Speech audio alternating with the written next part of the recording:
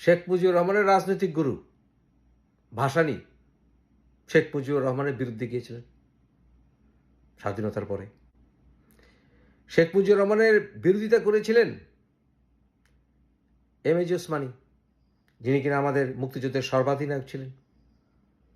শেখ মুজিবুর রহমানের রাজনীতিকে পছন্দ করেননি জিয়াউর রহমান, সেটা তো শেখ হাসিনা নিজের রাত দিন বলেন। অথচ স্বাধীনতার ঘোষণা কিন্তু সত্যিকার অর্থে জিয়াউর রহমানই দিয়েছিলেন। শেখ মুজিবুর রহমানের বিরোধিতা করেছিলেন স্বাধীনতার পতাকা উত্তোলনকারী আসম আব্দুর রব। শেখ মুজিবুর রহমানের বিরোধিতা করেছিলেন মুক্তিযুদ্ধের মূল রূপকার সিরাজুল আলম খান দাদাভাই। শেখ মুজিবুর রহমানের বিরোধিতা করেছিলেন মুক্তিযুদ্ধের অন্যতম নায়ক কর্নেল তাহের, সিরাজ শিকদার। শেখ মুজিবুর রহমানের থাকলো কে তাহলে? শেখ মুজিবুর রহমানের বিরোধিতা করেছিলেন আমাদের মুক্তিযুদ্ধকালীন নেতা তাজউদ্দিন। শেখ মুজিবুর রহমানের পক্ষেই তো আমি মানুষ খুঁজে পেলাম না। তাহলে এক শেখ মুজিবুর রহমান বুঝি মুক্তিযুদ্ধের ধারাবাহিক, আর বাকি সবাই ছাগল পাগল, বাকি সব রাজাকার, তাই না? তাহলে শেখ মুজিবুর রহমানের বিরোধিতা করলেই যদি, আর আওয়ামী লীগের বিরোধিতা করলেই যদি রাজাকার হয়, তাহলে জিয়া রাজাকার, কর্নেল তাহের রাজাকার, এমএজি ওসমানী রাজাকার, সিরাজ শিকদার রাজাকার, ভাসানীও রাজাকার, জিয়াউর রহমান রাজাকার। একমাত্র শেখের বেটি দেশপ্রেমিক। মুক্তিযুদ্ধ করেছিলেন মেজর ডালিম, ভালো না লাগলো এটাই সত্য। মুক্তিযুদ্ধ করেছিলেন শেখ মুজিবের হত্যাকারীরা সবাই। শেখ মুজিবকে হত্যা করেছিল সেটা আলাদা ব্যাপার, কিন্তু তারা কিন্তু সবাই মুক্তিযোদ্ধা ছিলেন। শেখ মুজিব কিন্তু মুক্তিযুদ্ধ করেনি, শেখ হাসিনাও করেনি, শেখ রেহানাও করেনি। প্রকৃত মুক্তিযোদ্ধারা তো আসলে কেউ শেখ মুজিবকে সম্মান করেনি, আওয়ামী লীগকে সম্মান করেনি। ভাসানীর হক কথা শেখ মুজিবুর রহমান ব্যান করতে বাধ্য হয়েছিলেন, বাধ্য হননি। শেখ মুজিবুর রহমানের বিরুদ্ধে গিয়েছিলেন মুক্তিযোদ্ধারা সবাই। সিরাজ শিকদারকে হত্যা করেছিল শেখ মুজিবুর রহমান। স্বাধীনতাকামী বামপন্থীদেরকে হত্যা করেছিল গণহারে শেখ মুজিবুর রহমান। শেখ মুজিবুর রহমান সিরাজুল আলম খান দাদা ভাইয়ের সঙ্গে সম্পর্ক ছেদ করেছিলেন। এমএজি ওসমানী পর্যন্ত শেখ মুজিবুর রহমানের নির্বাচনে, স্বাধীনতার পরবর্তীতে তার বিরুদ্ধে নির্বাচন করেছিলেন। শেখ মুজিবুর রহমানকে ভালোবাসেনি তার নিকট লোকরাই, তার নিকট লোকরাই তাকে হত্যা করেছিল। তাহলে স্বাধীনতার পক্ষে যারা যেই দিকে থাকবে আমরা সেই দিকে থাকব। এমনকি যুদ্ধকালীন সময়ে যে পত্রিকা চালু ছিল চারটি, তার ভিতরে অন্যতম ছিল ইত্তেফাক। সেই ইত্তেফাক পর্যন্ত হেডলাইন করেছিল শেখ মুজিবুর রহমানের হত্যার পর দেশ স্বস্তির নিঃশ্বাস ফেলেছে। এমনকি কর্নেল তাহের বলেছিলেন শেখ মুজিবুর রহমানের লাশ বঙ্গোপসাগরে ফেলে দেওয়া হোক। তাহলে যদি মুক্তিযুদ্ধের কথা বলতেই হয়, মুক্তিযোদ্ধারা তো সবাই আওয়ামী লীগের বিরুদ্ধে গিয়েছিল। যারা কোটা বিরোধী আন্দোলন করছে তারা যদি সবাই রাজাকারের নাতিপুতি হয়, তাহলে শেখ হাসিনা কি? শেখ হাসিনার সন্তানরা কিন্তু দেশে বড় হয়নি, তার নাতিপুতি কিন্তু সবাই বিদেশি পাসপোর্টধারী। শেখ হাসিনার বোনের নাতির পুতি কিন্তু সব বিদেশি পাসপোর্টধারী, তারা তো বাঙালি না। তার নিজের বোনের মেয়ে টিউলিপ কিন্তু ব্রিটিশ রাজনীতি করে। বাঙালিদের প্রতি, বাংলাদেশের প্রতি তার কোনো ডেডিকেশন নাই। শেখ মুজিবুর রহমান তো নির্বংশ হয়ে গেছে। শেখ মুজিবুর রহমান কিন্তু মুক্তিযোদ্ধা ছিলেন না। শেখ মুজিবুর রহমান 1971 সালের আগ পর্যন্ত বাঙালিদের অধিকারের জন্য সংগ্রাম করেছিলেন। 7ই মার্চে কিন্তু ক্লিয়ারলি, পরিষ্কারভাবে মুক্তিযুদ্ধ করার ডাক আসেনি। মুক্তিযুদ্ধ করার ডাক এসেছিল জিয়াউর রহমানের ঘোষণায়। জয়ের পোলাপান্ত তাল গাছ এক পায়ে দাঁড়িয়ে উকি মারে আকাশে, এ এক লাইনই বাংলা বলতে পারবে না। শেখ রেহানার নাতিপুতিও কেউ বাংলা ভাষায় কথা বলতে পারে না পরিষ্কারভাবে। তাহলে শেখ হাসিনা পাকিস্তানের রাজাকারদের নিয়ে কথা বলে কেন?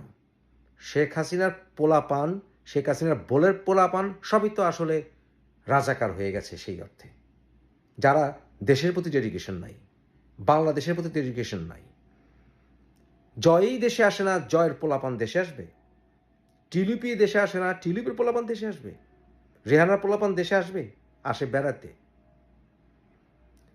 তাহলে শেখ হাসিনা কোন অধিকারে রাজাকারদের গালি দেন? ওনার পরিবারই তো এখন রাজাকারে পরিণত হয়েছে। দেশের মমত্ব বোধ ত্যাগ করে যারা বিদেশের রাজনীতি করে, সেই হিসেবে তারাই তো রাজাকার। বাংলাদেশের সঙ্গে যদি কোনো প্রকার সম্পর্ক খারাপ হয় ব্রিটেনের, তাহলে শেখ রেহানার কন্যা টিলিপ কিন্তু ব্রিটেনের পক্ষেই থাকবে।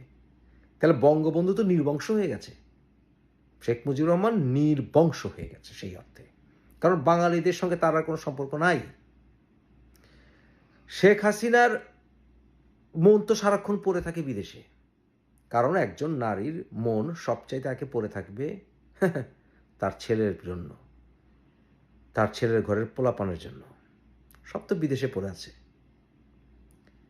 বাংলাদেশে যদি যারা আওয়ামী লীগ করে না, তারা যদি সব রাজাকার হয়ে থাকে, তাহলে দেশের অর্ধেক জনসংখ্যা ডেফিনেটলি বিএনপি করে, একেবারে কমের পক্ষে অর্ধেক। তাহলে কি দেশের অর্ধেক মানুষ রাজাকার? দেশের অর্ধেক মানুষ যদি রাজাকার হয়ে থাকে, তাহলে দুটো উপায়ে এটা সমস্যার সমাধান করা যায়। আরেকটি যুদ্ধ হবে, সেই যুদ্ধে যারা জয়ী হবে তারাই দেশের রাজনীতি নিয়ন্ত্রণ করবে, দেশের ভাগ্য নিয়ন্ত্রণ করবে। আর না হয় দেশটাকে টুকটুকরো করে কেটে ফেলতে হবে। কোনটা? যারা দেশের মানুষকে, দেশের স্বাধীনতাকামী মানুষকে রাজাকার বলে, তারা হচ্ছে ফ্যাসিস্ট। 1971 সালে যুদ্ধের সময় যখন পাকিস্তানের বিরুদ্ধে আমাদের পিতারা যুদ্ধ করেছিলেন, তখন তারা যখন পাকিস্তানের বিরুদ্ধে কথা বলতেন, পাকিস্তানপন্থী রাজাকাররা তাদেরকে বলতো নাস্তিক, কাফের, হিন্দু, মোনাফিক। ঠিক একইভাবে শেখ হাসিনার আওয়ামী লীগ হয়ে গেছে ফ্যাসিস্ট। শেখ হাসিনা আওয়ামী লীগের বিরোধিতা করলেই আপনি হয়ে যান রাজাকার।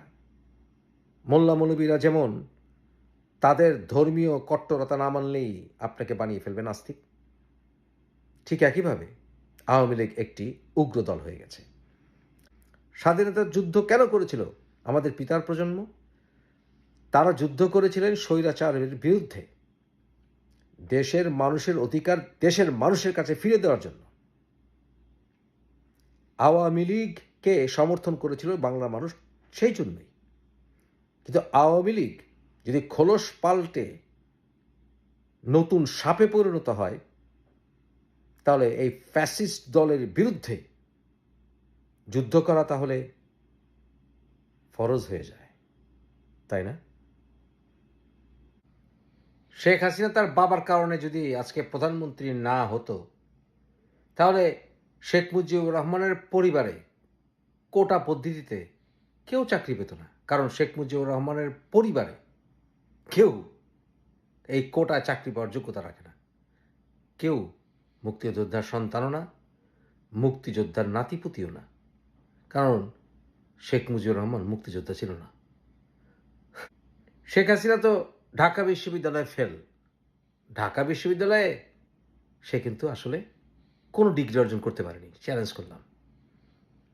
তার এই যোগ্যতা দিয়ে, যেহেতু তার বাবা মুক্তিযোদ্ধা ছিল না, শেখ হাসিনা আয়াবুয়ার চাকরিও পেত না। প্রকৃত মুক্তিযোদ্ধারা কিন্তু কেউ শুধু পাকিস্তানের বিরুদ্ধে ছিল না, তারা কিন্তু ভারত বিরোধীও ছিল। জিয়াউর রহমান ভারতের বিরুদ্ধে যুদ্ধ করেছিলেন 65 সালে। তাজউদ্দিনও আসলে ভারতকে ভালোবাসতেন না। এমনকি শেখ মুজিবুর রহমানও কিন্তু ভারত প্রীতি তার ছিল না। এজন্য হিন্দুত্ববাদীরা শেখ মুজিবুর রহমানকে ঘৃণা করে।